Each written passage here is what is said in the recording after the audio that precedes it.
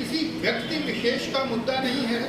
अखिल भारतीय ग्राहक पंचायत द्वारा एक प्रेस कॉन्फ्रेंस का आयोजन किया गया, जिसमें अधिकतम खुदरा मूल्य यानी एमआरपी के नाम पर हो रहे उपभोक्ता शोषण पर गंभीर चिंता जताई गई। संगठन ने मुख्य रूप से ये समस्या उठाई कि कंपनियां खुद ही एमआरपी मनमाने ढंग से तय कर रही हैं और उसमें वास्तविक लागत से कई गुना मुनाफा जोड़ रही है।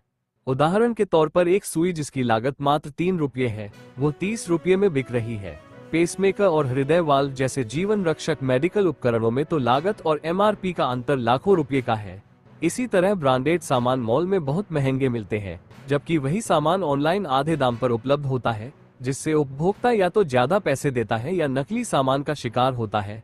अखिल भारतीय ग्राहक पंचायत ने सरकार से मांग की है कि एमआरपी को पारदर्शी और उपभोक्ता हितैषी बनाने के लिए सख्त कानून बने, एक स्वतंत्र प्राधिकरण का गठन हो और उल्लंघन करने वालों पर कड़ी कार्रवाई की जाए।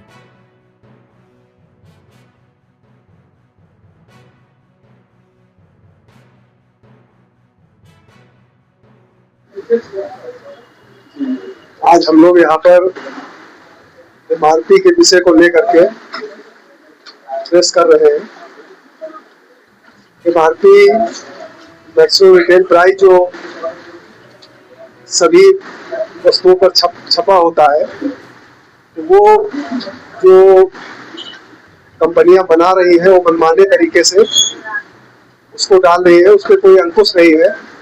सामान कितने का है, मैक्सिमम रिटेल प्राइस क्या लिख रहे हैं, बीच का अंतर कितना है, ये पता नहीं होता है, जिसमें कई सामान 100 गुना 500 गुना तक बढ़ा के रेट उस पर लिखे जाते हैं।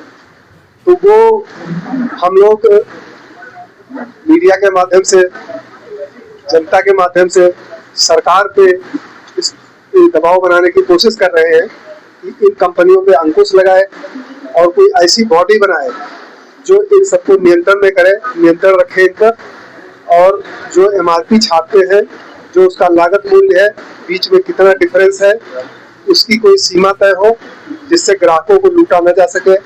अधिकतर सर्जिकल आइटम्स पे, मेडिकल आइटम्स पे 500 गुना तक के दाम बढ़ा के लिखे होते हैं। उस समय होता क्या है कि ग्राहक सबसे मजबूर होता है। जब उसको दवा की इलाज की जरूरत होती है तो उस समय सबसे मजबूर होता है, परेशानी में होता है, और वहीं पे सबसे बड़ा घोटाला होता है उसके साथ। उस समय उसको सोचने का समय नहीं होता है कि ये हम इस पे कोई बार्गेनिंग करें, सामान कितने का है, क्योंकि मरीज अस्पताल में भर्ती है, पेसमेकर लगना है, पेसमेकर की कीमत 25,000 है, अब 1.5 लाख वसूल रहे हैं, लेकिन उसके पास इतना समय नहीं होता इस पर वो कोई बहस करे या इस पर कोई उसे बार्गेनिंग करे, तो जो मांगता है उसको देना पाता है। तो हमारा ये अभियान काफी दिनों से हम लोग, हमारा अखिल भारतीय ग्राहक पंचायत इसके खिलाफ जो है अभियान चला रहा है। सर, आज यूपी प्रेस क्लब में अखिल भारतीय ग्राहक पंचायत का ये कार्यक्रम आयोजित हुआ है। क्या कुछ मुद्दे हैं आज के इस कार्यक्रम के? जी, आज इस प्रेस क्लब में हम लोग एक बहुत ही ज्वलंत मुद्दे पे आए हैं, खास करके एमआरपी। सभी वस्तुओं पे, जो भी पैक्ड वस्तुएं हैं उन पे एमआरपी लिखा रहता है। एमआरपी तो लिखा रहता है, लेकिन उस पे कितनी लागत आई है, उस पे कितना लाभ लिया गया है, इसका कोई उसमें कहीं से भी ये नहीं पता चलता कि उसका जो मूल प्राइस है वो कितना है उत्पाद का। तो मनमाने ढंग से आज एमआरपी लिखा जा रहा है। सन 90 से ये बात आई कि एमआरपी लिखा जाना चाहिए, लेकिन उस समय कई तरह के टैक्स थे तो लोगों को भ्रमित कर देते थे। उस टैक्स को और जो प्रोडक्शन कास्ट था, दोनों को मिला के एक एमआरपी बनाया और इसको धीरे धीरे इतना विस्तार किया कि उत्पादक ये भूल गया कि हमें कितना एमआरपी रखना चाहिए। और जब से विश्व बाजार में हमने कदम रखा है तब से एमआरपी का विषय बहुत ही ज्यादा दिखने लगा है। 3 रुपए का सामान 30 रुपए में भी बिक रहा है और 50 रुपए में भी बिक रहा है। एक कैल्शियम का जो पत्ता आता है वो होलसेल प्राइस उसकी 6 रुपए होती है, एमआरपी उसकी 60 रुपए होती है। और इसमें ठगा कौन जाता है? ग्राहक ठगा जाता है। हमारा संगठन अखिल भारतीय ग्राहक पंचायत है जो सन 1974 से इसी विषय पे काम कर रही है कि हम ग्राहकों को जागृत करें और उनको ये बताएं कि हमें क्या खरीदना है, क्या नहीं खरीदना है। आज हम इतना लुभावने विज्ञापनों में फंस गए हैं कि हम एमआरपी पे तो ध्यान ही नहीं दे रहे हैं। केवल हम ये ध्यान दे रहे हैं कि ये वस्तु इसके बदले हमें और कितना डिस्काउंट मिल रहा है, कितना ज्यादा मिल रहा है। आजकल देखते होंगे कि एक पैकेट जो 100 ग्राम का होता है उस पे लिखा रहता है 40 ग्राम फ्री, मतलब वो 140 ग्राम का है। हम प्राइस पे जाते ही नहीं, वो 40 ग्राम हमें दिखाई पड़ता है। तो ये सब भ्रमित करने वाले विज्ञापनों के जाल में ग्राहक फंस गया है। और आज जो ये समस्या आई है जिसके लिए हम बहुत दिन से काम कर रहे हैं, लेकिन आज व्यापारी जो उत्पादक है वो छटपटाने लगा है।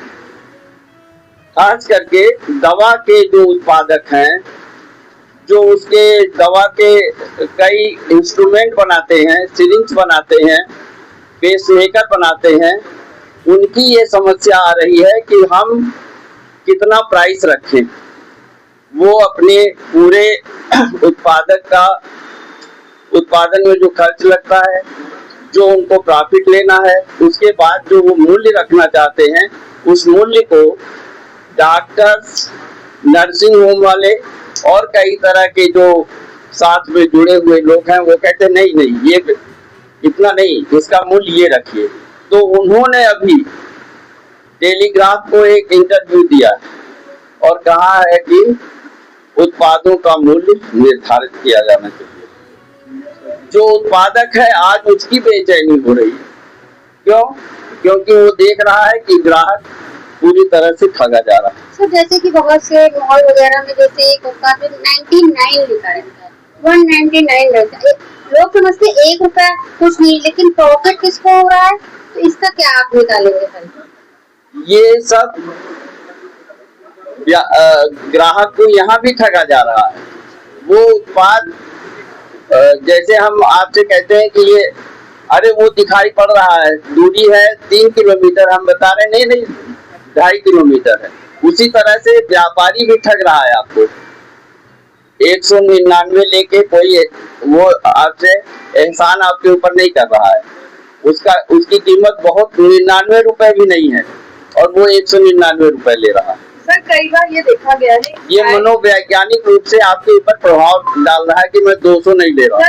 सर किसी भी खाद्य पदार्थ पे एक्सपायरी डेट मेंशन होती है, लेकिन ज्यादातर हम लोग कभी देखते हैं कि एक्सपायरी डेट के नियर अबव या उससे बाद भी लोग उस पदार्थ को बेचते हैं और कोई मतलब कई बार कंप्लेन करने पे भी उसको इतनी कड़ी कार्रवाई नहीं करी जाती, तो उसको लेकर क्या कुछ कहना चाहिए? हम जब से हमारा संगठन बना है तब से हम ये विशेष रूप से ग्राहकों को कहते हैं कि एमआरपी पे ध्यान दें, मैन्युफैक्चरिंग डेट पे ध्यान दें। और अगर वो नहीं कर रहा तो उसके लिए ऐसा नहीं है, कानून है, लेकिन कानून लचर होने की वजह से आपको न्याय मिलने में देर लगता है। सर मैं स्पेशली मैं मॉल्स का एक उसका सेक्शन का मेंशन करना चाहूंगी। उसमें जो नियर अबाउट हफ्ते या 10 दिन बाद जो चीज एक्सपायर होने वाली थी उसका एक अलग सेगमेंट बना दिया जाता है बहुत ही कम कीमत में। तो ग्राहक को कम कीमत देख के चीज को ले लेता है और उस एक्सपायरी डेट को मेंशन नहीं करता, जिसकी वजह से बाद में काफी दिक्कतों का सामना करता है। तो मॉल्स के ऊपर भी इस तरीके की पाबंदियां होनी चाहिए। बिल्कुल, इस पे भी बहुत बड़ी एक समझ लीजिए साजिश चल रही है। हम मॉल में जाते हैं तो हम ये सोचते हैं कि डिस्काउंट का माल मिलेगा। खास करके ड्राई फ्रूट्स में आप देखेंगे कि ड्राई फ्रूट्स में सबसे ज्यादा ये चलन हो गया है कि जो एक्सपायरी डेट के ड्राई फ्रूट्स है उसमें एक पर एक आपको फ्री दे रहा है। क्योंकि 8 दिन बाद वो बेकार हो जाएगा, लेकिन आपके घर आने के बाद वो आपके खाने में बेकार हो जाता है। तो इसका ध्यान कौन रखेगा? इसके लिए हमें ही जागरूक रहना पड़ेगा कि इस तरह की चीजों की खरीद न करें। जैसे वजन घटोती करते जा रही है, अपनी पैकिंग में 100 ग्राम की बोलते 75 ग्राम बढ़ती है, उसका क्या कहना चाहिए? रेट वही है, सारी चीजें वही है, वजन घटा दिया उन्होंने। ये जो है ग्राहक को ठगने का एक बहुत बड़ा षड्यंत्र है। ग्राहक जब जाता है तो वो सोचता है कि दूध का पैकेट 35 रुपए का है, या ये उत्पाद आधा किलो हमें ये जो पैकेट है ये 35 रुपए का मिल रहा है। अब वो 35 रुपए पे ध्यान दे रहा है, जो उसका वेट है वो उसके लिए नगा नहीं हो रहा है। सभी चीजों में देखिए जितने भी आपकी संख्या इतनी पुरानी है और फिर भी अभी तक ये चीजें कम नहीं हो रही, तो इसका क्या कारण? इसके लिए हम बराबर सरकार से प्रयास कर रहे हैं, और जो कंज्यूमर प्रोटेक्शन एक्ट बना वो हमारी संस्था का ही देन है। पूरा संविधान कंज्यूमर प्रोटेक्शन एक्ट का अखिल भारतीय ग्राहक पंचायत ने ही बनाया, और राजीव गांधी की सरकार थी उस समय, लेकिन उस समय के जो हमारे MP सपोर्ट में थे उन्होंने काफी दबाव डाला संसद में, तो ये उस समय कानून पास हुआ था।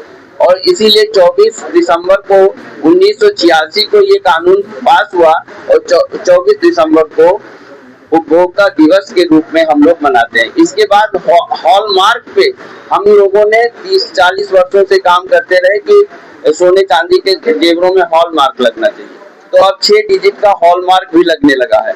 तो इस काम को हम लोग कर तो रहे हैं सरकार से बराबर, लेकिन जनता के बीच उतना जागरण नहीं हो पा रहा है जितना चाहिए, और इस जागरण के काम में हम लगे हुए हैं, लेकिन लुभावने विज्ञापनों की वजह से हम जैसे सभी लोग उसमें फंसते चले जा रहे हैं।